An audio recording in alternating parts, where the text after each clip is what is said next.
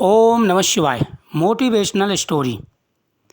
एक बार की बात है, एक छोटा लड़का था जिसका नाम रामू था। वह बहुत गरीब था, लेकिन बहुत ही मेहनती और ईमानदार था। एक दिन रामू जंगल में जा रहा था, तब उसने एक बूढ़े आदमी को देखा। बूढ़ा आदमी थका हुआ था और भूखा प्यासा लग रहा था। रामू ने बूढ़े आदमी को अपने घर ले जाकर के खाना पीना दिया और उसका हालचाल पूछा। खाने पीने के बाद बूढ़े आदमी ने रामू से कहा, मैं एक जादूगर हूँ और मैं तुमसे बहुत ही प्रसन्न हूँ। रामू जब रास्ते में जा रहा था तो रामू को एक बूढ़ा थका व्यक्ति मिला। उसे वो घर ले आया, उसे खाना खिलाया, पानी पिलाया, उसका हालचाल पूछा। रामू की सेवा से बूढ़ा बड़ा प्रसन्न हुआ। उसने कहा कि भाई, मैं एक जादूगर हूँ और मैं तुमसे बहुत ही प्रसन्न हूँ, इसलिए मैं तुम्हें एक जादुई पक्षी देता हूँ। यह पक्षी तुम्हारी हर इच्छा पूरी करेगा। रामू को बहुत खुशी हुई। उसने बूढ़े आदमी को धन्यवाद दिया और वह आदमी अपने घर चला गया। रामू ने पक्षी से कहा, मुझे एक बड़ा सा घर चाहिए। पक्षी ने अपना सिर हिलाया और तुरंत ही रामू के घर के सामने एक बड़ा सा घर आ गया। रामू बहुत खुश हुआ। उसने पक्षी से और भी कई चीज़ें मांगी, जैसे कि अच्छे कपड़े, स्वादिष्ट खाना और बहुत सारा पैसा। पक्षी ने उसकी हर इच्छा पूरी की।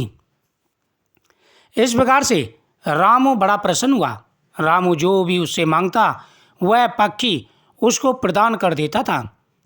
उसके खुशी का ठिकाना नहीं रहा। रामू बहुत अमीर हो गया और खुश था। वह अपने नए घर में रहता और हर तरह के सुखों का आनंद लेता था। लेकिन कुछ दिनों बाद रामू को पक्षी से बोरियत होने लगी। उसने पक्षी से कहा, मुझे अब कुछ नहीं चाहिए, मैं इससे बड़ा और बेहतर घर चाहता हूँ। पक्षी ने कहा, मैं तुम्हें एक और भी बड़ा और बेहतर घर दे सकता हूँ, लेकिन तुम्हें यह ध्यान रखना होगा कि तुमने पहले ही बहुत कुछ मांग लिया है। रामू ने कहा, मुझे परवाह नहीं, मैं बस एक और बड़ा और बेहतरीन घर चाहता हूँ। पक्षी ने कहा, ठीक है। पक्षी ने अपना सिर हिलाया और रामू के घर के सामने एक और भी बड़ा बेहतर घर आ गया। रामू बहुत खुश हुआ।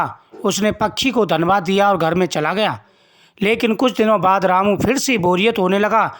उसने पक्षी से कहा, मुझे अब कुछ नहीं चाहिए, मुझे अब कुछ नहीं चाहिए, मैं इससे बड़ा और बेहतर घर चाहता हूँ। पक्षी ने कहा, मैं तुम्हें एक और भी बड़ा और बेहतर घर दे सकता हूँ, लेकिन तुम्हें यह ध्यान रखना होगा कि तुमने पहले ही बहुत कुछ मांग लिया है, दो बड़े घर मांग लिए हैं। पक्षी ने अपना सिर हिलाया और रामू के सामने एक और बड़ा घर ला करके दे दिया। रामू बहुत खुश हुआ।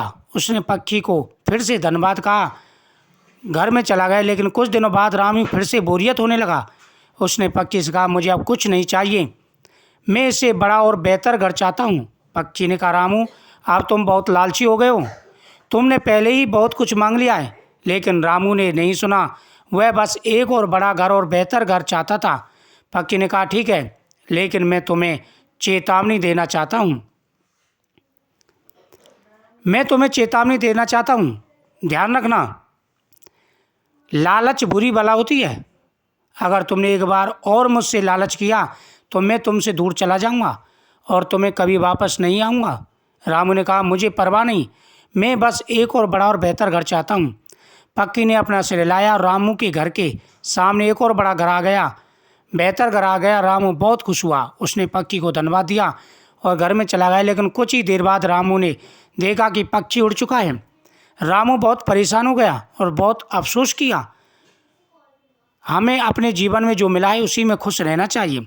जिस प्रकार से पक्षी वहाँ से गायब हुआ, उसी समय उस घर को छोड़ करके बाकी पहले जो भी उसके पास था सारा गायब हो गया। इस प्रकार से उसे पछतावा हुआ कि पक्षी मुझे प्रतिदिन धन देता था, मैं जो चाहता था वो देता था, लेकिन मैंने अपने लालच की वजह से पक्षी को खो दिया। कहते हैं कि अति बहुत बुरी होती है, किसी भी चीज़ की हो। व्यक्ति अगर बार बार लालच करता है तो लालच का फल बुरा होता है, क्योंकि लालच करना कभी भी हमारे लिए सही नहीं होता। भगवान जैसा हमें देते हैं उसी में हमें प्रसन्न रहना चाहिए। लालच एक दिन हमारे दुख का कारण भी होता है। वीडियो को शेयर करें, चैनल को सब्सक्राइब करें, कमेंट में जय माता लक्ष्मी की जरूर लिखें।